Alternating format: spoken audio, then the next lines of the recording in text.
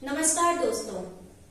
आज के इस वीडियो में मैं बात करने जा रही हूँ इतिहास के एक ऐसे अध्याय के बारे में जिसे सुनकर हर हिंदुस्तानी का खून खौल उठता है, जो याद दिलाता है ब्रिटिश उपनिवेशवाद के क्रूरतम चेहरे की, जिसके कारण हजारों लोग एक साथ मौत के घाट उतार दिए गए थे। हालांकि कई लोग इसे सन की जर्नल की सनद का नतीजा बताते हैं, परंतु यह ब्रिटिश हुकूमत के असली चरित्र को उजागर करता है। जी हाँ, मैं बात कर रही हूँ जलियांवाला बाग नरसंहार की।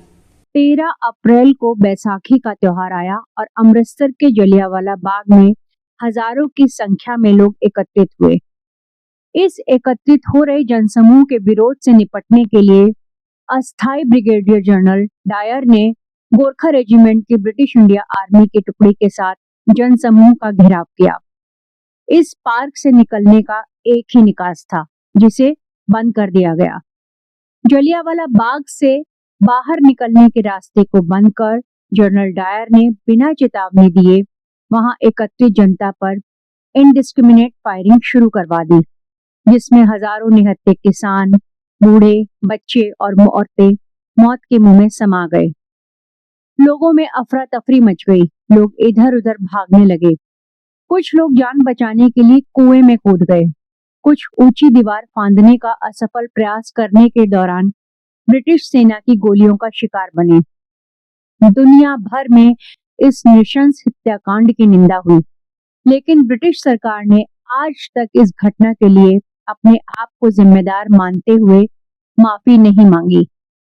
शोषणकारी औपनिवेशिक सत्ता, जो कि शुरू से ही दमनकारी थी, यहाँ लोगों पर जुर्म ढाती और अपने देश ब्रिटेन की अर्थव्यवस्था को मजबूत करने के लिए हिंदुस्तानियों का शोषण और यहाँ के संसाधनों की लूट का निजाम कायम रखना चाहती थी। इसके तहत उन्होंने कूट डालो और शासन करो की नीति अपनाई थी। 1914 में शुरू हुए प्रथम विश्व युद्ध के दौरान बहुत से हिंदुस्तानी सिपाहियों को ब्रिटेन की तरफ से युद्ध के मोर्चे पर भेजा गया था। इस दौरान यहाँ देसी रेजिमेंट में बगावत सामने आई, जिसे दबाने के लिए ब्रिटिश हुक्मरानों ने पहले डिफेंस ऑफ इंडिया एक्ट 1915 लेकर आए, जो युद्ध के दौरान प्रभावी था।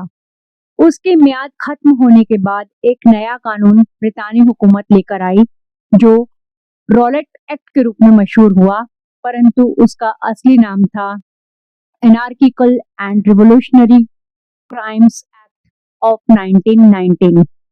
यह 18 मार्च 1919 को इंपीरियल लेजिस्लेटिव काउंसिल द्वारा दिल्ली में पारित किया गया था।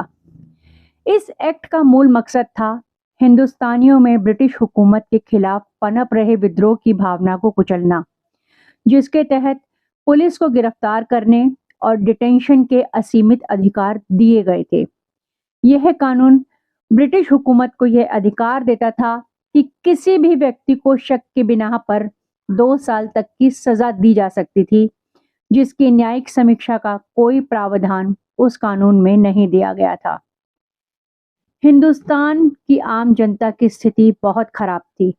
द्वितीय विश्व युद्ध के कारण यहाँ भुखमरी और महामारी फैल गई थी।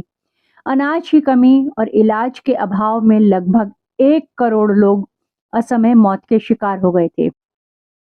ऐसे में इस काले कानून ने, ब्रितानी हुकूमत की जुल्मी सत्ता के इस हथियार ने लोगों के सब्र के बांध को तोड़ दिया। क्रांतिकारियों ने इस कानून का पुरजोर विरोध किया। महात्मा गांधी ने इस काले कानून के विरोध में देशवासियों से सत्याग्रह का आह्वान किया।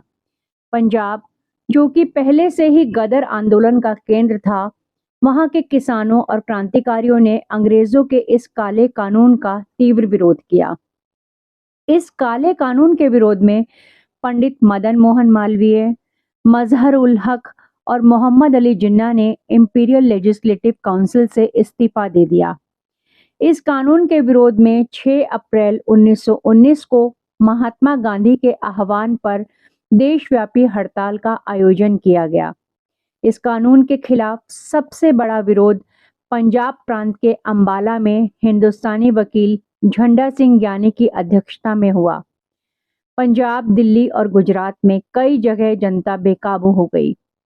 यह कानून 21 मार्च 1919 से लागू हुआ और इसका विरोध करते हुए 10 अप्रैल को कांग्रेस के दो महत्वपूर्ण नेता डॉक्टर सत्यपाल एवं सैफुद्दीन किचलू गिरफ्तार हो गए और उन्हें गुप्त रूप से धर्मशाला ले जाया गया।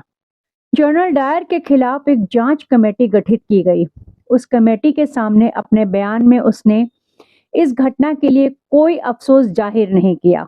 इस घटना पर ब्रिटिश सरकार के रुख के कारण भारत में जनता का रोष बढ़ता गया और इसी पृष्ठभूमि में 1920 से 22 के दौरान असहयोग आंदोलन का दौर चला। किशोर मन भगत सिंह के ऊपर इस घटना का बड़ा गहरा असर हुआ। वे लाहौर से अमृतसर आए, जलियांवाला बाग की मिट्टी उठाकर एक बोतल में बंद की और अपने साथ ले गए। साथ ही उन्होंने स्वाधीनता का संकल्प लिया। इस घटना के बाद पूरे देश में क्रांति की लहर दौड़ गई और उससे उपजी चेतना का ही परिणाम था कि हमारा मुल्क 2 दशक बाद अंग्रेजी उपनिवेशवाद के चंगुल से आजाद हो गया। तो मैं सीमा मिलूंगी आपसे अगले वीडियो में, तब तक के लिए विदा।